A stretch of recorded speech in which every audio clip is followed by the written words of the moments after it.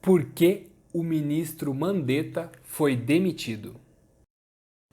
Olá, eu sou o Adriano Betelli e hoje quero trazer um vídeo excepcional para você aqui. Você é um líder? Você tem um líder? Você vive no meio rodeado de pessoas que exibe aquela relação de poder? Então assista esse vídeo que você vai ter um descobrimento fantástico. Esse vídeo, para adiantar a todos, não é político. Não vou falar aqui da minha opinião política e sim dos fatos que aconteceram com a demissão do ex-ministro da Saúde, Mandetta.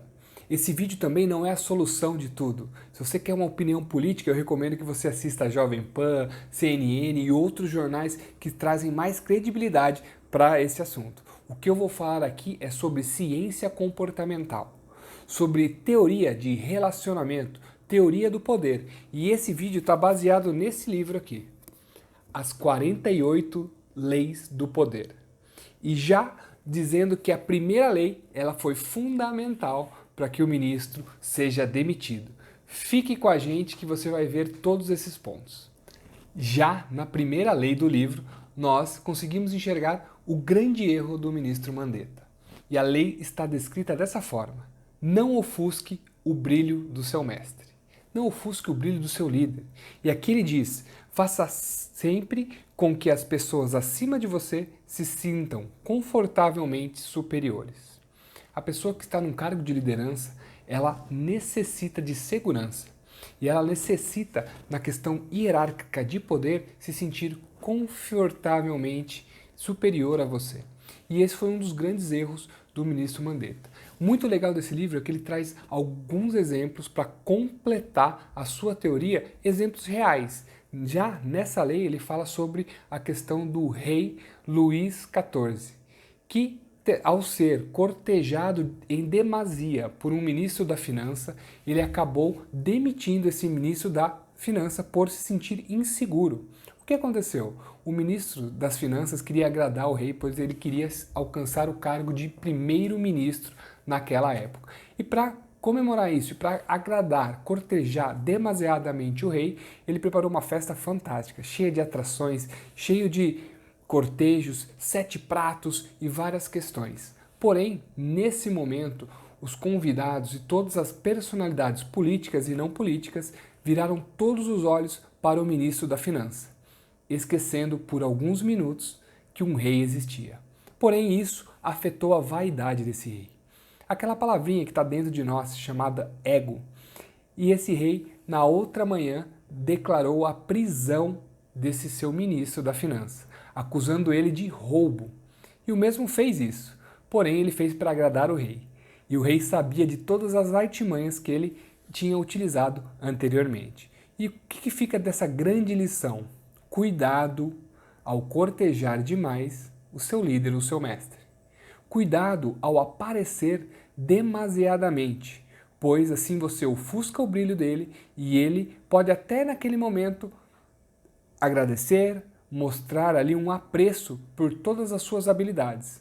Porém, se você mexer com a insegurança dele, em questões de minutos ou de dias, ele vai encontrar alguém menos brilhante que você, uma pessoa menos atraente que você, uma pessoa menos hábil do que você. Pois assim ele se sentirá seguro, mesmo que seja a pior decisão. Nesse momento eu não estou dizendo que foi a pior decisão, estou comentando um fato real que aconteceu e está baseado em uma teoria.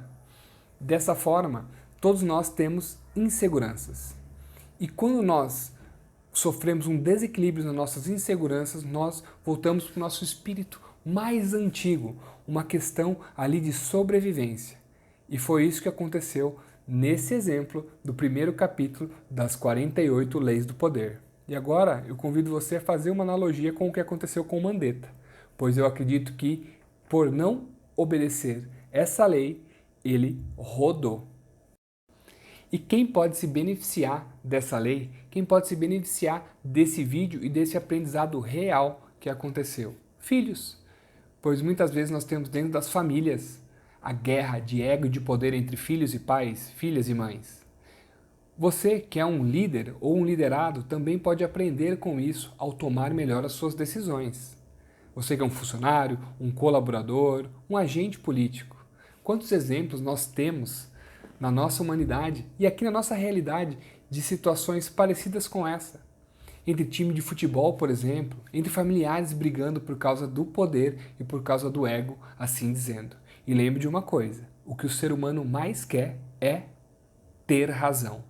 E nesse momento existe a briga de egos, como nós falamos. Eu vou deixar algumas dicas aqui para você que é um liderado, para você que é um filho, está abaixo na hierarquia, o que você deve fazer para não cometer o mesmo erro do Mandetta ou desse outro ministro das Finanças de Luís XIV. Corteje, agradeça o seu líder, o seu mestre. É lógico, com limites. Você não pode ficar ali sendo totalmente o puxa-saco, o baba-ovo daquela pessoa. Mas você deve ali cortejar, agradecer e elogiar ele mesmo assim. Pois isso deixa ele no nível superior. E as pessoas gostam de ser elogiadas e se sentir superiores. Mostre ingenuidade. Mostre que você precisa do seu líder. Peça conselho para eles.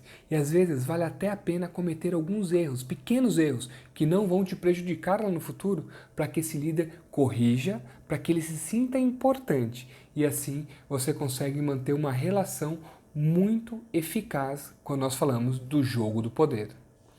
Atribua ao seu líder algumas ideias criativas que você teve.